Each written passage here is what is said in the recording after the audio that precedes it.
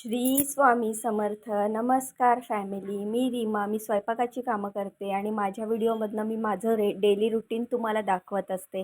तर 6:15 वाजलेत सकाळी आणि कामावर पोचली आहे. तर सध्या मी 3 घरी स्वयंपाकाची कामं करते. पहाटे 6:15 वाजता मी कामावर येते.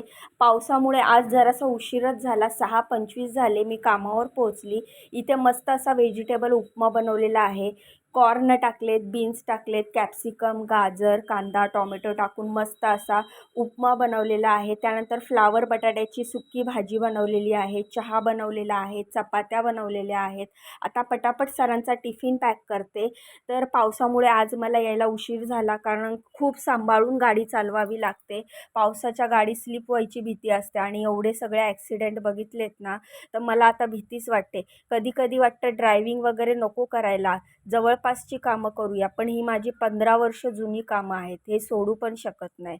असो, तर मी कामावर पोचली आणि पहिले मी सगळ्यात आधी भाजी पॅक केली. त्यानंतरनं जो उपमा बनवलेला तो पॅक केला, चपात्या पॅक केल्या आणि मुकेश भैयाला इन्स्ट्रक्शन देत होती. काहीतरी त्याला ज्यूसबद्दल विचारत होता तो, त्याला सरांना ज्यूस बनवून द्यायचा होता. काकडी कट केलेली आहे, साल काढून गोल गोल.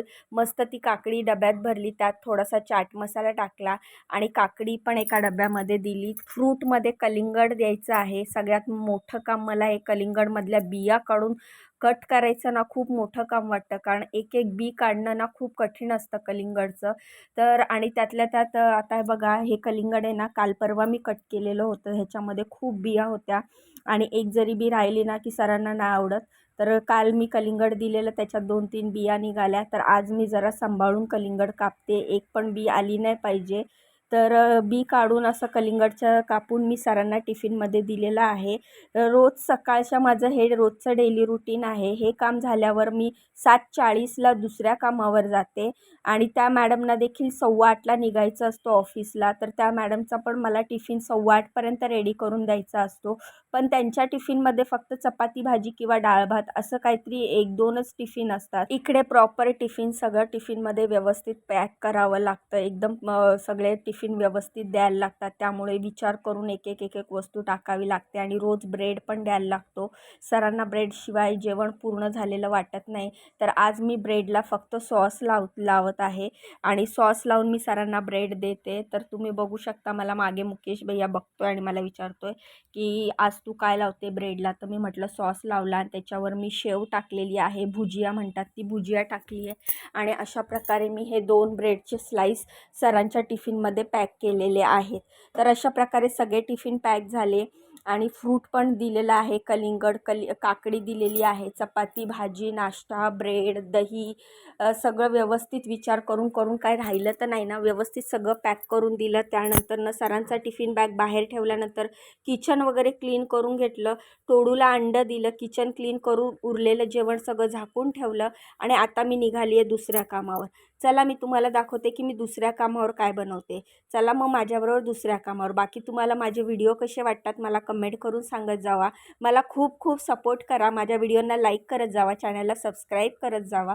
तर इकडे काल ज्या मी इडल्या बनवल्या होत्या, त्या इडल्यांची फ्राय इडली केलेली आहे. मस्त उकडलेले कॉर्न टाकलेले आहेत, कांदा टाकला आहे, हिरवी मिरची, खूप सारी कोथिंबीर, कढीपत्ता टाकला आहे आणि मी इथे मस्त इडली फ्राय केलेली आहे कॉर्न टाकून. तर खूपच टेस्टी लागते अशी इडली फ्राय, सिंपल आणि टेस्टी अशी बनते. त्यानंतर भेंडीची भाजी केलेली आहे.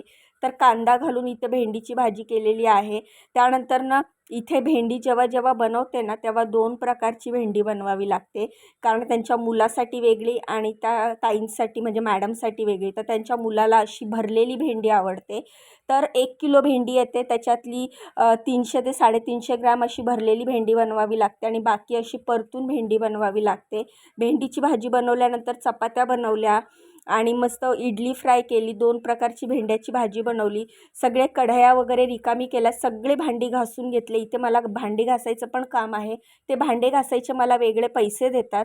हे भांडे घासून पुसून जागेवर पण ठेवायचं असतं.